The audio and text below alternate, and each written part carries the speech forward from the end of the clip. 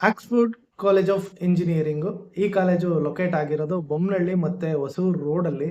So ಇದು ಬೊಮ್ಮನಹಳ್ಳಿ ಹತ್ರನೇ locate ಆಗಿರೋ ಕಾಲೇಜು. ಸೊ ಬೊಮ್ಮನಹಳ್ಳಿ ಅಂದ್ರೆ ನಿಮ್ಗೆಲ್ಲ ಗೊತ್ತಿರೋ ಹಂಗೆ ಎಲೆಕ್ಟ್ರಾನಿಕ್ ಸಿಟಿ ಮತ್ತೆ ಆ ಏರಿಯಾದಲ್ಲಿರೋ ಒಂದು ಫೇಮಸ್ ಏರಿಯಾ ಬ್ಯಾಂಗ್ಳೂರಲ್ಲಿ. ಸೊ ಏನಪ್ಪ ಈ ಕಾಲೇಜ್ ಮೋಸ್ಟ್ ಬೆನಿಫಿಟ್ಟು ಅಂದ್ರೆ ಈ ಕಾಲೇಜ್ ಹತ್ರ ಈ ಕಾಲೇಜ್ ಹೆಸರಲ್ಲೇ ಒಂದು ಮೆಟ್ರೋ ಸ್ಟೇಷನ್ ಇದೆ. ಸೊ ಆಕ್ಸ್‌ಫೋರ್ಡ್ ಕಾಲೇಜ್ ಸ್ಟೇಷನ್ ಅಂತಾನೆ. ಸೊ ನೀವು ಬೊಮ್ಮನಹಳ್ಳಿ ಸ್ಟೇಷನ್ಗೆ ಆಕ್ಸ್‌ಫೋರ್ಡ್ ಕಾಲೇಜ್ ಮೆಟ್ರೋ ಸ್ಟೇಷನ್ ಹತ್ರದಲ್ಲಿದೆ. ಸೊ ನೀವು ವಾಕೇಬಲ್ ಅಂದ್ರೆ ಗೇಟ್ ಹತ್ರನೇ ನಿಮಗೆ ಮೆಟ್ರೋ ಸ್ಟೇಷನ್ ಇದೆ. ಸೊ ಇದು ಮೇಜರ್ ಬೆನಿಫಿಟ್ಟು. ಸೊ ಈ ಕಾಲೇಜ್ಗೆ ಯಾವಾಗ ಮೆಟ್ರೋ ಸ್ಟೇಷನ್ ಬಂತು ಆವಾಗಿಂದ ಈ ಕಾಲೇಜ್ಗೆ ಡಿಮ್ಯಾಂಡು ಜಾಸ್ತಿ ಆಯಿತು. ಸೊ ಯಾವಾಗ ಎಂಟ್ರೆನ್ಸಲ್ಲೇ ಮೆಟ್ರೋ ಸ್ಟೇಷನ್ ಇದ್ದಾಗ ಆಟೋಮೆಟಿಕಲಿ ಇದು ಐ ಟಿ ಹಬ್ಬು. ಆರಾಮಾಗಿ ತುಂಬ ಜನ ಇಂಟ್ರೆಸ್ಟ್ ತೋರ್ಸೋಕೆ ಸ್ಟಾರ್ಟ್ ಮಾಡಿದ್ರು. ಸೊ ಮೆಟ್ರೋ ಬಂದಾಗಿಂದ ಈ ಕಾಲೇಜ್ಗೆ ಡಿಮ್ಯಾಂಡ್ ಜಾಸ್ತಿ ಆಗಿದೆ. ಸೊ ಮ್ಯಾನೇಜ್ಮೆಂಟಲ್ಲೂ ಅಷ್ಟೇ ಫೀಸ್ ಎಲ್ಲ ಜಾಸ್ತಿ ಮಾಡಿದ್ದಾರೆ. ಸೊ ಸ್ಟೂಡೆಂಟ್ಸು ಅಷ್ಟೇ, ರ್ಯಾಂಕಿಂಗು ಅಷ್ಟೇ, ಕಟ್ ಆಫ್ ಎಲ್ಲಾನು ಜಾಸ್ತಿ ಆಗಿದೆ. ಸೊ ಡಿಮ್ಯಾಂಡ್ ಜಾಸ್ತಿ ಆಗಿರೋದು ಬಿಕಾಸ್ ಆಫ್ ಟ್ರಾನ್ಸ್ಪೋರ್ಟೇಷನ್. ಮುಂಚೆ ಏನಂದ್ರೆ ಆ ಏರಿಯಾದಲ್ಲಿ ಓಡಾಡಬೇಕು ಅಂದ್ರೆ ಟ್ರಾಫಿಕಲ್ಲಿ ತುಂಬ ಟೆನ್ಷನ್ ಆಗ್ತಾ ಇತ್ತು. ಅಷ್ಟು ಎಕ್ಟಿಕ್ ಟ್ರಾಫಿಕ್ ಇದೆ.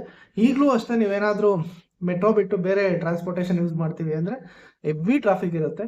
ಸೊ ಅಂಥ ಏರಿಯಾದಲ್ಲಿ ನಿಮಗೆ ಮೆಟ್ರೋ ಬಂದಾಗಿಂದ ಆಕ್ಸ್‌ಫೋರ್ಡ್ ಕಾಲೇಜು ತುಂಬ ಇಂಪ್ರೂವ್ ಆಗ್ತಾ ಇದೆ. ಇನ್ ಟುವರ್ಡ್ಸ್ ಕಾಂಪಿಟೇಷನ್ ಲೆವೆಲಲ್ಲೂ ಅಷ್ಟೇ, ಅಡ್ಮಿಷನ್ ವೈಸಲ್ಲೂ ಅಷ್ಟೇ, ಮತ್ತೆ ರ್ಯಾಂಕಿಂಗ್ ಆಫ್ ಸ್ಟೂಡೆಂಟ್ಸ್, ಯಾರು ಒಳ್ಳೆ ರ್ಯಾಂಕಿಂಗ್ ಇರೋ ಸ್ಟೂಡೆಂಟ್ಸ್ ಎಲ್ಲ ಈ ಕಾಲೇಜ್ನ ಪ್ರಿಫರ್ ಮಾಡ್ತಾ ಇದ್ದಾರೆ. ಸೊ ಈ ಕಾಲೇಜು ಸ್ಟಾರ್ಟ್ ಆಗಿರೋದು 2000ರಲ್ಲಿ. ಸೊ ಈ ಕಾಲೇಜ್ ಕ್ಯಾಂಪಸ್ ಸೈಜ್ ಒಂದು 6ರಿಂದ 7 ಎಕರೆ ಕ್ಯಾಂಪಸ್ ಸೈಜ್ ಇದೆ. ಸೊ ಇಂಜಿನಿಯರಿಂಗ್ ಒಂದನ್ನೇ ಅವರು ಮೇಂಟೈನ್ ಮಾಡ್ತಾ ಇಲ್ಲ, ಜೊತೆಗೆ ಡೆಂಟಲ್ ಕಾಲೇಜ್ ಇದೆ, ಆರ್ಕಿಟೆಕ್ಚರ್ ಇದೆ. ಸೊ ಇಂಜಿನಿಯರಿಂಗ್ ಜೊತೆ ಈ 2 ಕೋರ್ಸಸ್ನು ಅಡಿಷ್ನಲ್ ಆಗಿ ರನ್ ಮಾಡ್ತಿದ್ದಾರೆ. ಸೊ ಒಂಥರ ನಿಮಗೆ ಮೆಡಿಕಲ್ಲು ಮತ್ತು ಇಂಜಿನಿಯರಿಂಗು ಮಿಕ್ಸ್ ಆದ ಫೀಲ್ ಬರುತ್ತೆ ಕ್ಯಾಂಪಸ್ ಒಳಗಡೆ. ಜೊತೆಗೆ ಇವ್ರದ್ದು ತುಂಬ ಎಜುಕೇಷನ್ಸು, ಸ್ಕೂಲ್ಸ್ ಇದೆ, PUC ಕಾಲೇಜ್ ಇದೆ, ಬೇರೆ ಬೇರೆ ನರ್ಸಿಂಗ್ ಕಾಲೇಜ್ ಇದೆ, ಮೆಡಿಕಲ್ ಕಾಲೇಜ್ ಇದೆ. ಸೊ ಇವರು ಆಲ್ರೆಡಿ ಎಜುಕೇಷನ್ ಫೀಲ್ಡಲ್ಲಿ ಇರೋದ್ರಿಂದ ಈ ಕಾಲೇಜ್ನು ಅಷ್ಟೇ ಚೆನ್ನಾಗಿ ಬಿಲ್ಡ್ ಮಾಡ್ತಿದ್ದಾರೆ.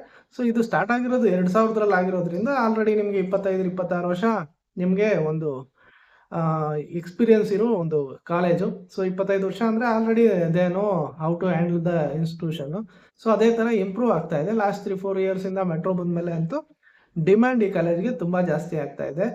ಸೊ ಎಸ್ಪೆಷಲಿ KCET ಕಟ್ ಆಫಲ್ಲಿ, ಸೊ ಮುಂಚೆ ಎಲ್ಲ ಒಳ್ಳೆ ಸ್ವಲ್ಪ ರ್ಯಾಂಕಿಂಗ್ ಜಾಸ್ತಿ ಇದ್ದರೂ ಈ ಕಾಲೇಜಲ್ಲಿ ಸಿಗ್ತಾ ಇತ್ತು. ಸೊ ಈಗ ನಿಮ್ಮದು ಕಂಪ್ಯೂಟರ್ ಸೈನ್ಸ್ಗೆಲ್ಲ ಬೇಕು ಅಂದರೆ 30,000 35,000 ಒಳಗಡೆ ರ್ಯಾಂಕಿಂಗ್ ಇದ್ರೇ ಮಾತ್ರ ಈ ಕಾಲೇಜಲ್ಲಿ ಸಿಗ್ತದೆ. ಸೊ ಬೇರೆ ರ್ಯಾಂಕ್ಸ್ ಎಲ್ಲ 40,000 ಒಳಗಡೆ ರ್ಯಾಂಕಿಂಗ್ ಇದ್ದರೆ ಮಾತ್ರ ಸಿಗುತ್ತೆ. ಸೊ ನಾನ್ IT ಬ್ರಾಂಚಸ್ಸು ಅಂದರೆ ಕಂಪ್ಯೂಟರ್ ಸೈನ್ಸಸ್ ರಿಲೇಟೆಡ್ ಬ್ರಾಂಚಸ್ ಬಿಟ್ಟು ಬೇರೆ ಬ್ರಾಂಚಸ್ ಆದರೆ ಸ್ವಲ್ಪ ನಿಮಗೆ ಜಾಸ್ತಿ ರ್ಯಾಂಕಿಂಗ್ ಇದ್ದರೂ ಸಿಗುತ್ತೆ. ಯಾಕಂದರೆ ಬೆಂಗಳೂರಲ್ಲಿ ಮೇಜರ್ ಎಲ್ಲ ಇಂಜಿನಿಯರಿಂಗ್ ಕಾಲೇಜಲ್ಲೂ ಎಲ್ಲರೂ ಪ್ರಿಫರ್ ಮಾಡೋದು IT ಬ್ರಾಂಚಸ್ಸೇ. ಸೊ ಅದರಿಂದ ಈ ಕಾಲೇಜಲ್ಲೂ IT ಬ್ರಾಂಚಸ್ಗೆ ತುಂಬ ಡಿಮ್ಯಾಂಡ್ ಇದೆ. ಸೊ ಯಾವ್ಯಾವ ಕೋರ್ಸಸ್ ಇದೆಯಪ್ಪ ಈ ಕಾಲೇಜಲ್ಲಿ ಅಂದರೆ, ಈ ಕಾಲೇಜಲ್ಲೂ ಅಷ್ಟೇ ಕೋರ್ ಕಂಪ್ಯೂಟರ್ ಸೈನ್ಸ್ ಬ್ರಾಂಚ್ ಇದೆ, ಜೊತೆಗೆ AML ಬ್ರಾಂಚ್ ಇದೆ, ಎ ಆ್ಯಂಡ್ ಡಾಟಾ ಸೈನ್ಸ್ ಇದೆ, ಬಯೋಟೆಕ್ನಾಲಜಿ ಇದೆ, ಜೊತೆಗೆ ನಿಮಗೆ ಸಿವಿಲ್ ಇಂಜಿನಿಯರಿಂಗ್ ಇದೆ, ಮೆಕ್ಯಾನಿಕಲ್ ಇಂಜಿನಿಯರಿಂಗ್ ಇದೆ. ಸೊ ಮೆಕಾಟ್ರಾನಿಕ್ಸ್ ಅಂತೇಳಿ ಮೆಕ್ಯಾಟ್ರಾನಿಕ್ಸ್ ಅಂತೇಳಿ ಮೆಕ್ಯಾನಿಕಲ್ ರಿಲೇಟೆಡ್ ಇನ್ನೊಂದು ಬ್ರಾಂಚ್ ಇದೆ. ಜೊತೆಗೆ ನಿಮಗೆ ಎಲೆಕ್ಟ್ರಾನಿಕ್ಸ್ ಇಂಜಿನಿಯರಿಂಗ್ ಇದೆ, ಜೊತೆಗೆ ಎಲೆಕ್ಟ್ರಿಕಲ್ ಇಂಜಿನಿಯರಿಂಗ್ ಬ್ರಾಂಚ್ ಇದೆ. ಸೊ ಈಗ ಎಷ್ಟೋ ಕಾಲೇಜಲ್ಲೂ ಎಲೆಕ್ಟ್ರಿಕಲ್ ಇಂಜಿನಿಯರಿಂಗ್ ಸಿಗೋದಿಲ್ಲ. ಸೊ ಈಗ ಮೋಸ್ಟ್ ಡಿಮ್ಯಾಂಡಿಂಗ್ ಬ್ರಾಂಚ್ ಆಗ್ತಾ ಇದೆ. ಸೊ ಈ ಕಾಲೇಜಲ್ಲೂ ಎಲೆಕ್ಟ್ರಿಕಲ್ ಇಂಜಿನಿಯರಿಂಗ್ ಇದೆ. ಸೊ ಇದು ಕೆಲವು ಬ್ರಾಂಚಸ್ನ ಅವರು ಮೇಂಟೈನ್ ಮಾಡ್ತಿದ್ದಾರೆ. ಜೊತೆಗೆ PG ಮುಂದೆ post graduation, so MCA MTech courses ಇದೆ. ಸೊ ಈ ಕಾಲೇಜ್ ನಾನು ಈ ವಿಡಿಯೋದಲ್ಲಿ ಮೇಜರ್ ಆಗಿ ಇಂಜಿನಿಯರಿಂಗ್ ರಿಲೇಟೆಡೇ ಮಾತಾಡ್ತಿರೋದ್ರಿಂದ ಸೊ ಈ ಕೋರ್ಸಸ್ ಬಗ್ಗೆ ನಾನು ಮಾತಾಡಿದ್ದೀನಿ. ಸೊ KCETಯಲ್ಲಿ ನಿಮ್ದು ಆಲ್ರೆಡಿ ಹೇಳಿದೆ, ಈ ರ್ಯಾಂಕಿಂಗ್ ಒಂದು 40,000 ಒಳಗಡೆ ರ್ಯಾಂಕಿಂಗ್ ಇದ್ದರೆ IT ಬ್ರಾಂಚಸ್ನೆಲ್ಲ ನೀವು ಟಾರ್ಗೆಟ್ ಮಾಡ್ಬೋದು. ಲಾಸ್ಟ್ ರೌಂಡ್ ತನಕ ವೆಯ್ಟ್ ಮಾಡಿದ್ರೆ ಚಾನ್ಸಸ್ ಅಂತೂ ಖಂಡಿತ ಜಾಸ್ತಿ ಇದೆ. ಸೊ ಏನಪ್ಪ ಈ ಕಾಲೇಜಲ್ಲಿ ಅಡ್ಮಿಷನ್ ಪ್ರೊಸೀಜರು ಅಂದರೆ, ಒಂದು KCET ಇಲ್ಲ ಕಾಮೆಟ್ಗೆ, ಇಲ್ಲ ಅಂದರೆ ನೀವು ಮ್ಯಾನೇಜ್ಮೆಂಟ್ ಥ್ರೂ ಬರ್ಬೋದು. KCETಯಿಂದ ಬಂದರೆ ಆಲ್ರೆಡಿ ನಾಮಿನಲ್ ಫೀಸು 1,30,000 ನೀವು ಪೇ ಮಾಡಬೇಕಾಗುತ್ತೆ. 1,20,000 30,000 ನೀವು ಪೇ ಮಾಡಬೇಕಾಗುತ್ತೆ. ಸೊ ಕಾಲೇಜಲ್ಲಿ ಮೇ ಬಿ ಸ್ವಲ್ಪ ಫೀಸು ಪೇ ಮಾಡಬೇಕಾಗುತ್ತೆ, ಒಂದು 20,000 25,000 ಜನರಲ್ಲಾಗಿ ಎಲ್ಲ ಕಾಲೇಜಲ್ಲೂ ತೊಗೊತಾರೆ. ಸೊ ಇದು major fees structure. So next ಮ್ಯಾನೇಜ್ಮೆಂಟಲ್ಲಿ ಬಂದು ಸೇರ್ತೀನಿ ಅಂದರೆ, ಸೊ IT ಬ್ರಾಂಚಸ್ಗೆ ಜನರಲ್ ಆಗಿ ಎಲ್ಲ ಬೆಂಗಳೂರು ಕಾಲೇಜಸಲ್ಲೂ 3 to 4 lakhs ಮ್ಯಾನೇಜ್ಮೆಂಟ್ ಫೀಸ್ ಇರುತ್ತೆ. ಮೇ ಬಿ ಈ ಕಾಲೇಜಲ್ಲೂ ವೇರಿಯೇಷನ್ ಇರ್ಬೋದು, ಒಂದು ಸಾರಿ ನೀವು ಕ್ರಾಸ್ ಚೆಕ್ ಮಾಡಿಕೊಡಿ. ಸೊ ಇಲ್ಲ ನನಗೆ IT ಬ್ರಾಂಚಸ್ ಬೇಡ ಅಂದರೆ EC ಮತ್ತು ಎಲೆಕ್ಟ್ರಿಕಲ್ ಆದರೆ 2 to 3 lakhs ಆ ರೇಂಜಲ್ಲಿ ಫೀಸ್ ಸ್ಟ್ರಕ್ಚರ್ ಮೇಂಟೈನ್ ಮಾಡ್ತಾರೆ. ಸೊ ಇನ್ನು ಮೆಕ್ಯಾನಿಕಲ್ ಸಿವಿಲ್ ಆದರೆ 1 to 2 lakhs ರೇಂಜಲ್ಲಿ ಫೀಸ್ ಸ್ಟ್ರಕ್ಚರು ಇರುತ್ತೆ. ಸೊ ಎಕ್ಸಾಕ್ಟ್ ನಿಮಗೆ ಏನು ಫೀಸ್ ಸ್ಟ್ರಕ್ಚರ್ ಇದೆ ಅಂತ ತಿಳ್ಕೊಬೇಕಾದ್ರೆ ಕಾಲೇಜ್ಗೆ ಒಂದು ಸಾರಿ ವಿಸಿಟ್ ಮಾಡಿ, ನಿಮಗೆ ಒಂದು ಐಡಿಯಾ ಬರುತ್ತೆ.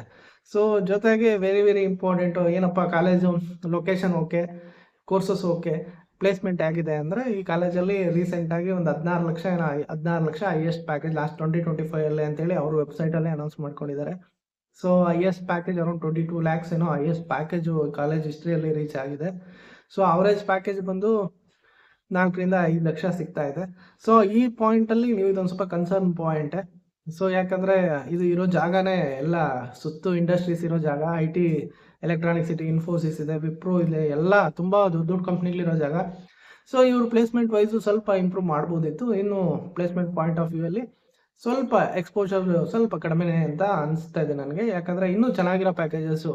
ಸೊ ಆಲ್ರೆಡಿ ಇವರು ಎಸ್ಟಾಬ್ಲಿಷ್ ಆಗಿರೋ ರೇಂಜ್ಗೆ ಏನಿಲ್ಲ ಅಂದರೂ 50-60 ಲಕ್ಷದ 1-2-3 ಪ್ಯಾಕೇಜ್ ಆದರೂ ಬರಬೇಕಾಗಿತ್ತು. ಬಟ್ ಅವ್ರು ಇನ್ನೂ ಆ ಲೆವೆಲ್ಗೆ ರೀಚ್ ಆಗಿಲ್ಲ ಅಂದರೆ may be skill of the student ಇನ್ನೂ ಇಂಪ್ರೂವ್ ಆಗಿಲ್ಲ. ಸೊ ಜನರಲ್ ಆಗಿ ನಾನು ತುಂಬ ವಿಡಿಯೋಗಳಲ್ಲಿ ಹೇಳಿದ್ದೀನಿ, highest package purely depend on the student. So ಇಲ್ಲಿ ಸ್ಟೂಡೆಂಟ್ ಸ್ಕಿಲ್ ತುಂಬ ಮ್ಯಾಟ್ರ್ ಆಗುತ್ತೆ. ಸೊ ಸ್ಟೂಡೆಂಟ್ ಏನಾದರೂ ಎಫರ್ಟ್ ಚೆನ್ನಾಗಿ ಹಾಕಿ ಒಳ್ಳೆ ಸ್ಕಿಲ್ ಮೇಂಟೈನ್ ಮಾಡಿದ್ರೆ ಆ ಕಂಪ್ನಿಯಲ್ಲಿ ಡಿಮ್ಯಾಂಡ್ ಮಾಡ್ಬೋದು. ಯಾವುದೇ ಕಾಲೇಜ್ ಆದರೂ ನಿಮ್ಗೊಂದು ಪ್ಲ್ಯಾಟ್ಫಾರ್ಮ್ ಕೊಡ್ತಾರೆ, ಕಂಪ್ನೀಸ್ ಕರ್ಕೊಂಬಂದು. ಸೊ ನಿಮಗೆ ಮೇ ಬಿ ಅಲ್ಲಿ ಯಾವ ಥರ ಕಂಪ್ನಿ ಬಂದಿದೆ ಅಂತ ನಮಗೂ ಅಷ್ಟು ಐಡಿಯಾ ಇಲ್ಲ. ಮೇ ಬಿ IT ರಿಲೇಟೆಡ್ ಕಂಪ್ನೀಸೋ ಇಲ್ಲ ಸರ್ವಿಸ್ ಬೇಸ್ಡ್ ಕಂಪ್ನೀಸೋ ಜಾಸ್ತಿ ಬಂದಾಗ ಸ್ಯಾಲ್ರೀಸ್ ಕಡಿಮೆ ಕೊಡ್ತಾರೆ. ಸೊ ಕೋರ್ ಕಂಪ್ನೀಸ್ ಬಂದಾಗ ನಿಮಗೆ ಚಾನ್ಸಸ್ ಆಫ್ ಸ್ಯಾಲ್ರಿ ಜಾಸ್ತಿ ಆಗೋ ಚಾನ್ಸಸ್ಸು ಜಾಸ್ತಿ ಇದೆ. ಸೊ ಇದು ಪಾಯಿಂಟ್ ಟು ಬಿ ಕನ್ಸಿಡರ್ಡು.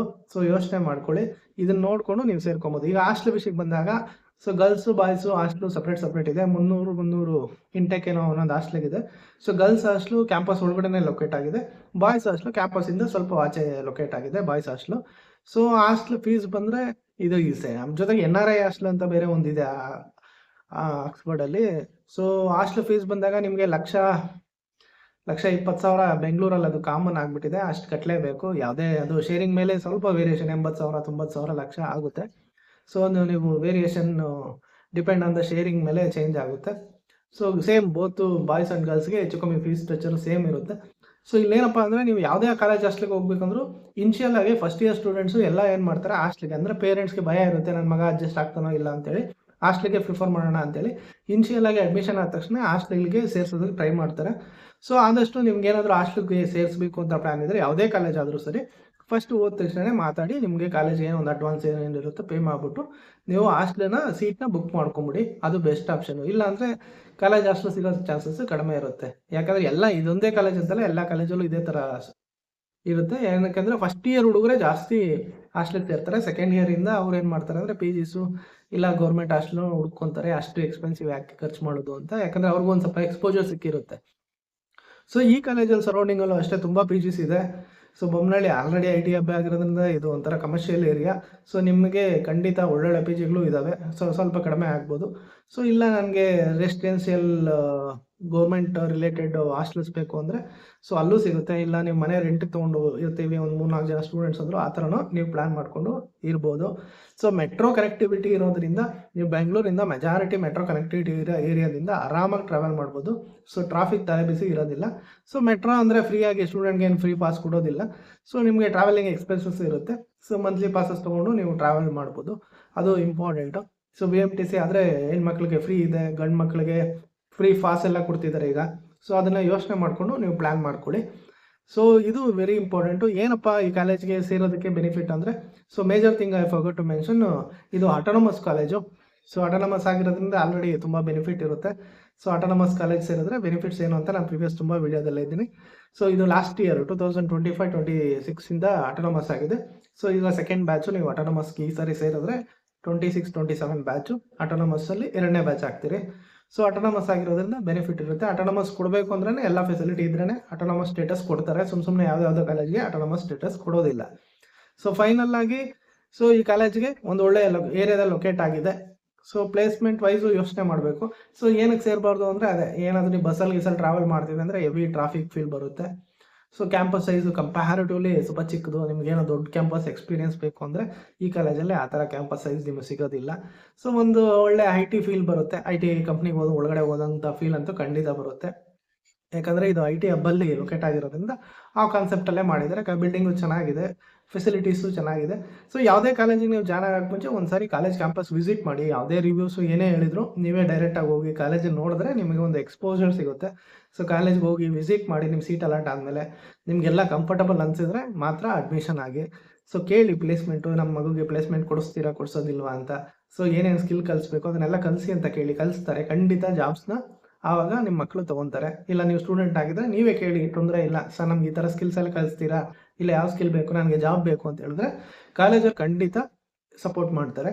ಸೊ ಯಾರೇ ಆಗಲಿ ನಿಮ್ಮ ಇಂಟ್ರೆಸ್ಟ್ ಮೇಲೆ ಎಲ್ಲ ಡಿಪೆಂಡ್ ಆಗುತ್ತೆ. ಸೊ ಇದು ಆಕ್ಸ್ಫರ್ಡ್ ಬಗ್ಗೆ ಇರೋ ಮಾಹಿತಿ. ಸೊ ಇನ್ನು ಏನಾದರೂ ನಾನು ಮಾಹಿತಿ ಮಿಸ್ ಮಾಡಿದ್ರೆ ಖಂಡಿತ ಮೆನ್ಷನ್ ಮಾಡಿ, ಇಲ್ಲ ನಿಮ್ಗೆ ಏನಾದರೂ ಹೆಚ್ಚಾಗಿ ತಿಳಿಸಿದ್ರು ಕಮೆಂಟ್ ಬಾಕ್ಸಲ್ಲಿ ತಿಳಿಸಿ. ಸೊ ಒಳ್ಳೇದಾಗಲಿ. Thank you.